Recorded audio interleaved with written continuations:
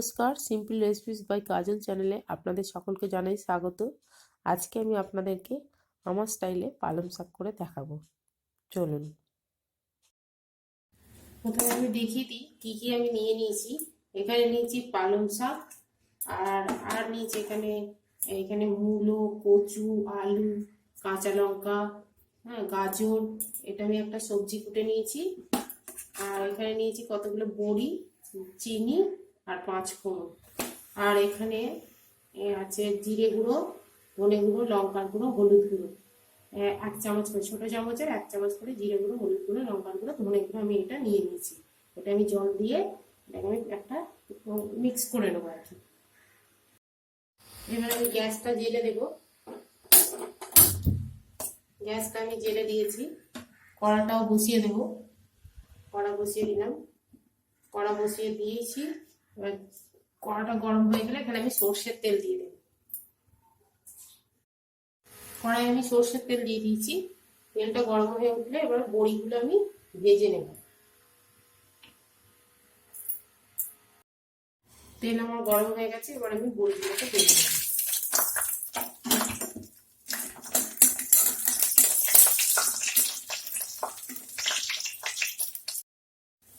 বড়িগুলো আমার ভাজা হয়ে গেছে, বড়িগুলোকে আমি তুলে নিলাম। এই বড়িগুলো হচ্ছে মটর ডালের বড়ি। এবার আমি কড়ার মধ্যে ফোড়নটা দিয়ে দিচ্ছি। 5 ফোড়ন আমি দিয়ে দিলাম। এবার আবার পারলে তেজপাতা দিতে পারেন, কোনো অসুবিধা নেই। আমি শুধু 5 ফোড়নই দিয়েছি। আর এবার দিয়ে দেবো সমস্ত সবজিটা।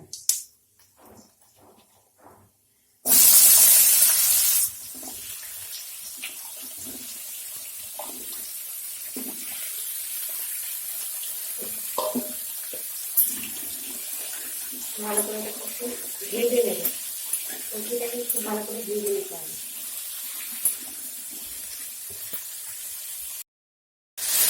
দেখুন আমার এখানে ভাজাটা হচ্ছে। এখানে আমি আরেকবার বলে দিই, এখানে আমি নিয়েছি আলু, কচু, মূলো আর হচ্ছে গাজর, 4টে কাঁচা লঙ্কা। আপনারা যেরকম ঝাল খাবেন সেই দিকে ঝালটা দেবেন। আর এখানে যে মশলার মধ্যে এখানে কাশ্মীরি লঙ্কার গুঁড়ো নিয়েছি অল্প। আর যদি নুন ঝাল মিষ্টিটা ঠিক হয়, এই নিরামিষ পালং শাকটা সেটা খুবই ভালো লাগে। ভাজা আমার হয়ে গেছে। এবার আমি এই মশলাটা একটু জল দিয়ে গুলে ওর মধ্যে দিয়ে দেবো।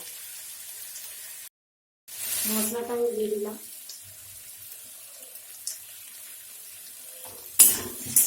ভালো করে নিয়ে নেবো একবার, নিয়ে জল ঢেলে দেবো। অল্প জল দেবে, যেহেতু শাক থেকে জল বেরোবে, পালং শাক থেকে জল বেরোবে, ওতে জলটা কম দেবো। খুব বেশি জল দেবেন না, জলটা কম দেবে।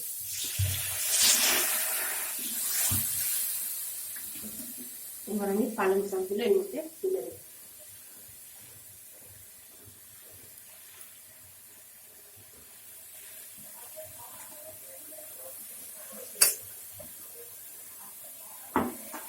দিয়ে এবার আমি এর মধ্যে চাপা দিয়ে দেবো।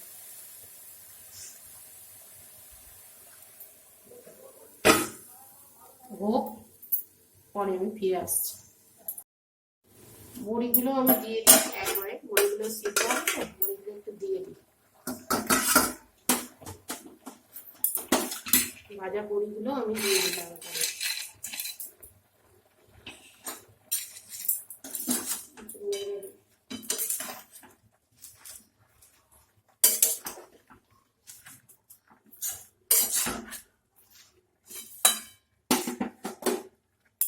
এবার আমি চাপা দিয়ে দিলাম, এটা হোক। এবার আমি খুলে দেখি কতটা সিদ্ধ হয়েছে।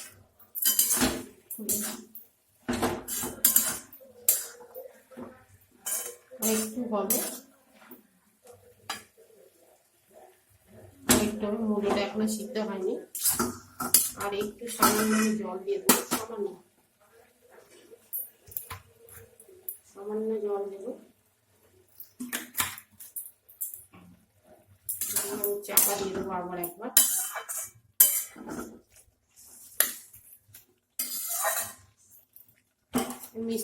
চিনিটা আমি দিয়ে দিলাম। ওর দিয়ে